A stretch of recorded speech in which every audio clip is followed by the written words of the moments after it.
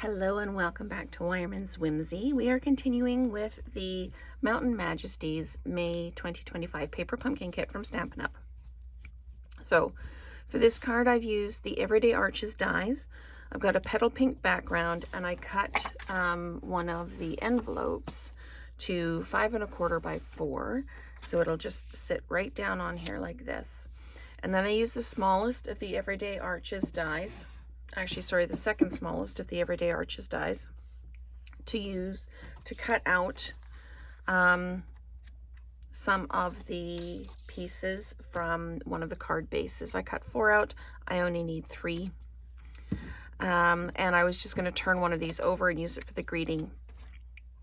But then I decided to step it up. I used the, which is it? This is the 1, 2, 3, 4. This is the 5th one in from the outside size, and it fits perfectly across the 5 1/4 by 4 piece of envelope. So I'll just put in I'll just pop that down there like that. And then I ran these through the timber folder. It was kind of the closest thing I had to kind of mimic the marbling on the card. Not that you see a lot of the marbling, but I wanted to kind of keep the pattern going. So what I'm going to do is I'm just going to tuck that off to the side. I'm going to stamp the "You Mean the World to Me" in petal pink onto the piece that I've cut out of basic white with the second smallest Everyday Arches die. There we go. So we've got that stamped. So we're just going to close up the ink pad. Here we go. And we're now going to build the card. So I'm just going to take my adhesive and we're just going to flat mount this right on to the card base. I'm just going to make sure the card base is the correct way around, and it is. So we're just going to pop this down like this. Okay. And then we're going to build these as units and then dimensionalize them onto the card base. So I'm just going to take these like this, and I'm going to just put adhesive on these, and these will go right into each corner, just like that. I'm just going to keep building like this. And I haven't decided about bling for this one yet. These will overlap just ever so slightly, just a tiny, tiny bit. Okay, so we're going to make the next unit. So the greeting is going to go on here like this. Again, right in that corner, like that. And then we're going to flat mount this. And into that corner, overlapping just the tiniest amount.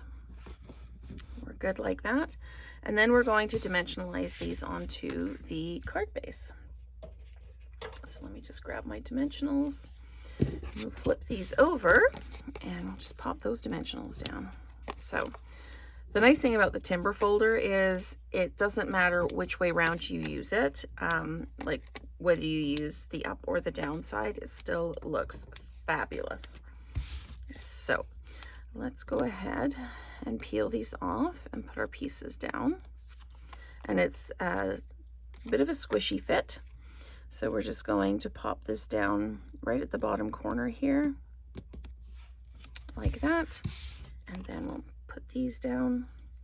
And the basic white paper is a slightly different color than the background of the envelope. So what that does is it kind of really accentuates the envelope. You really notice the difference underneath because it is a slightly different color. I was going to just put these down like this, and even if I put them on the envelope, you kind of lost the end of the die cut. So doing it this way, you have kind of the motion and that. I can put some bling on this. It still looks just that little bit plain, so I'm going to look for some bling that I can use. I can use my antique pearls. I think that might be the only option I have is antique pearls, because I don't have a lot of the darker, there are some other darker embellishments, but what I can do, as you know, you're all probably shouting, color them with a blends. So I'm going to grab, what have I got for the browns? I can use, let's try this one. Oh, that one's not bad. And this is it's one of the skin tone ones, and it's SU 500. So Stampin' Up 500. So I'm just going to color up 6 of these because I'm going to continue the pattern with these. So we're going to put them right at the end here like this.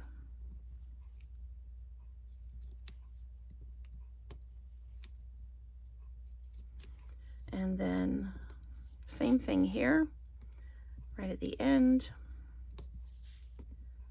like this.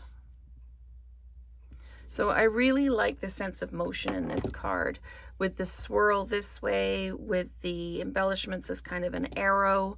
I really do like the sense of flow and motion, and that is kind of started in the card base pieces that I die cut out. There, that looks a little bit better. So we've got lots of motion, lots of flow, and a nice, it's still a nice kind of quiet card to let someone know how much they mean to you. So thank you so much for watching, and let's create together again soon.